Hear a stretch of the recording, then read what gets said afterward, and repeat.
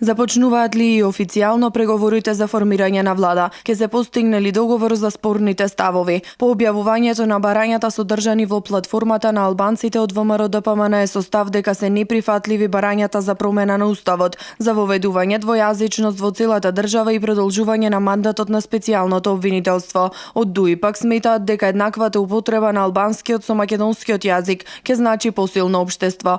Ваквите ставови ги повтори Антонио Милошовски во интервју за Канал 5. Милошовски вели дека ВМРО-ДПМН не планира да формира влада по секоја цена, особено не за оние клучни прашања како менување на уставот. Нема да го менуваме уставот по никоја цена, особено не за воведување двојазичност на територијата на државата. Ние немаме мандат од нашите граѓани за тоа да го направиме. Специјалното јавно обвинителство пак во изминатиот период видовме колку е политизирано. Мандатот и надлежноста на СЈО ќе ги испочитуваме, но нема да влегуваме во политички инженеринг. Очекуваме дека спротивставените позиции по овие прашања со ДУИ може да представуваат отежнувачки фактор во формирањето влада. Очекувам во текот на следната недела ВМРО-ДПМН официјално да ги почне преговорите со ДУИ за состав на нова влада. Дали ќе успееме ќе се знае на истекот од законскиот рок, односно 29 јануари, вели Антонио Милошовски. И Трајко Велјановски смета дека во наредниот период согласно уставот и законите лидерите на ВМРО-ДПМН и ДУИ Никола Груевски и Али Ахмети